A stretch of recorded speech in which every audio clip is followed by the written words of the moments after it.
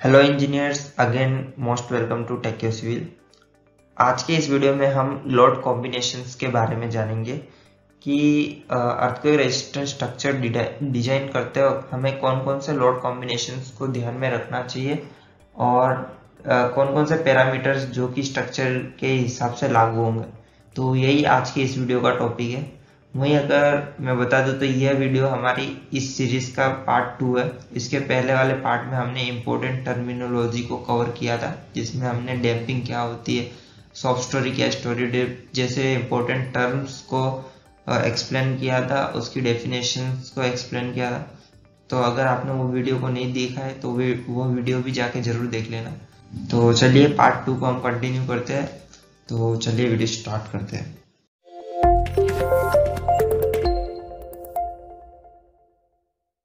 Load combination क्या होता है? अगर मैं इसको डिफाइन करूँ तो लोड कॉम्बिनेशन या डिफरेंट लोड केसेस का सेट होता है जो कि डिफरेंट सिचुएशन और कंडीशंस के हिसाब से डिफाइन किए होते हैं और एक सेट में अरेंज किए होते हैं।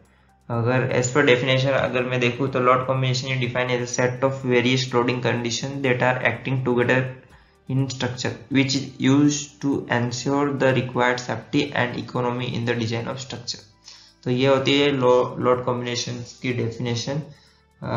लोड कॉम्बिनेशन का मेंशन इंडियन स्टैंडर्ड 456 में किया हुआ है कि हमें बिल्डिंग को डिजाइन करते वक्त कौन कौन से लोड कॉम्बिनेशन को कंसिडर करना चाहिए। इंडियन स्टैंडर्ड 456 में ये लोड कॉम्बिनेशन टेबल 18 में हमें देखने को मिल जाते हैं, जहाँ पे डिफरेंट लोड केसेस के factor wise load combinations define किए गए। इस टेबल में अगर देखें तो यहाँ पे डिफरेंट लोड केसेस है एक सेट में अरेंज किए हुए हैं, जिसके फैक्टर्स यहाँ पे दिए हुए कि हमें लिमिट स्टेट ऑफ फॉलेक्स में क्या फैक्टर लेना है और लिमिट स्टेट ऑफ सर्विसिबिलिटी में क्या फैक्टर लेना है। तो यहाँ पे इंडियन स्टैंडर्ड 456 में टेबल 18 में लोड फैक्टर्स और लोड कॉम्बिनेशंस दिए हुए। तो चलिए अब देखते हैं कि IS 1893 क्या लोड कॉम्बिनेशंस रिकमेंड करता है for seismic design of structure.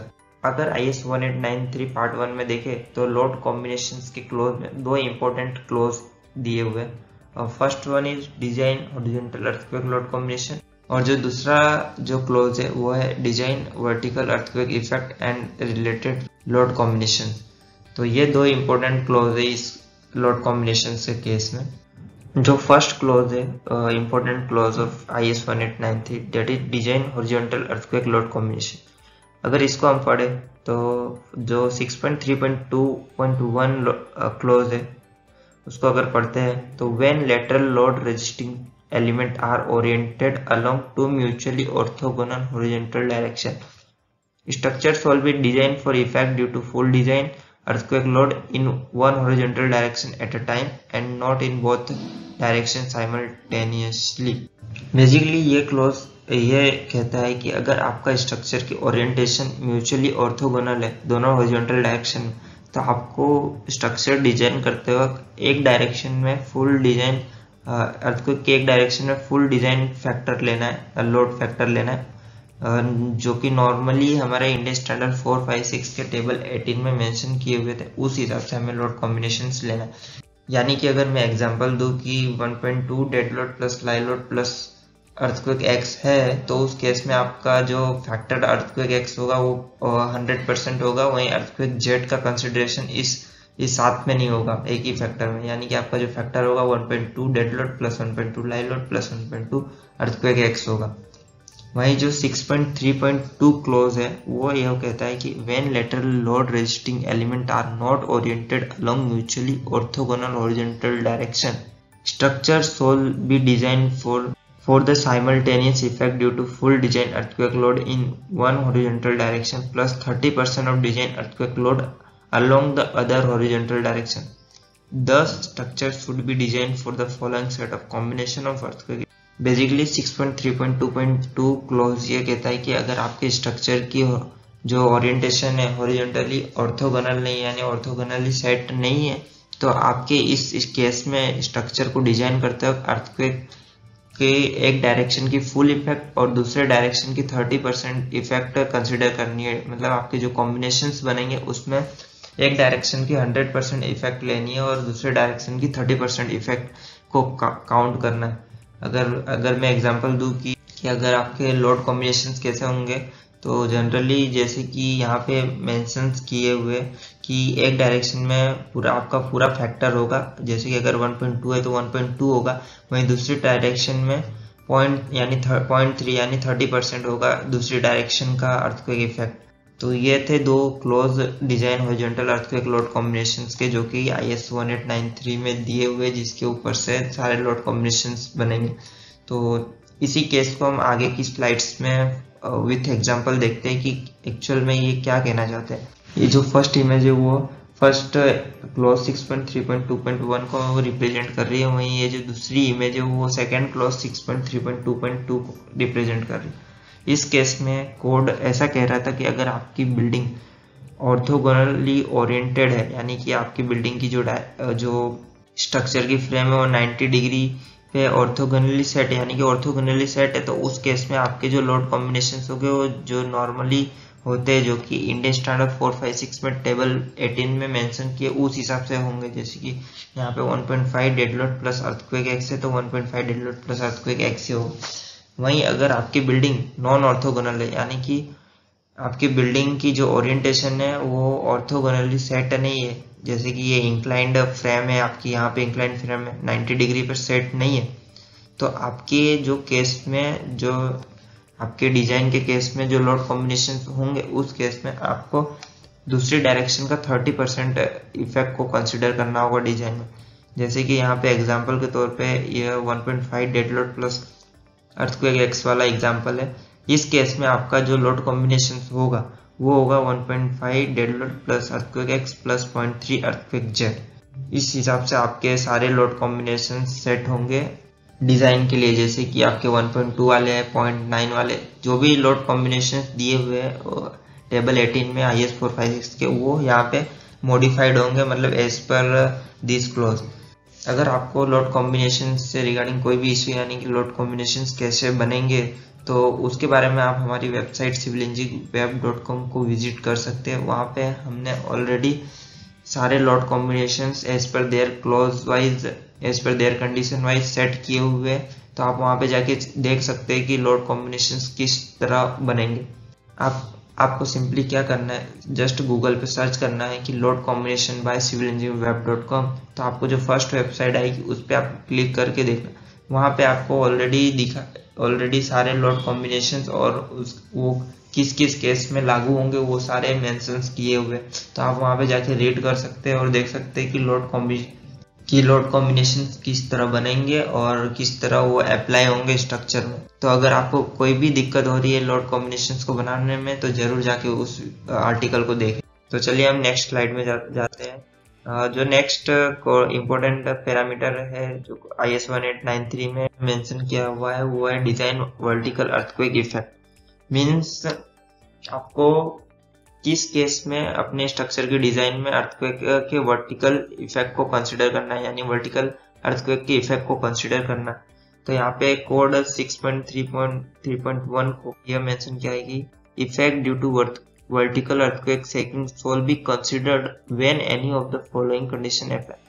मतलब कि यहाँ पे नीचे लिस्टेड जो भी कंडीशन दी हुई उसमें से कोई भी कंडीशन अगर आपकी स्ट्रक्चर के यानी प्रोजेक्ट में अप्लाई हो रही है, तो उस केस में आपको वर्टिकल अर्थक्वेक के इफेक्ट को कंसिडर करना। कंडीशंस है वो अगर हम पढ़े तो अगर आपका स्ट्रक्चर जोन 4 और 5 में लोकेटेड है तो आपको वर्टिकल अर्थक्वेक इफेक्ट को कंसिडर करना पड़ेगा अपनी सिस्मिक डिजाइन में।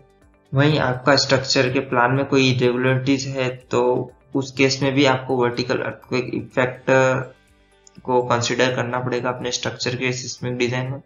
अगर प्लान इरेगुलरिटी के बारे में बोलो तो इंडियन स्टैंडर्ड ऑलरेडी इस पे भी एक अलग से क्लोज दिया हुआ है IS 1893 में, जहाँ पे सारी चीजें इन डेप्थ दी हुई है कि प्लान रेगुलरिटी क्या होती है और कब हमें उसे ध्यान में लेना है।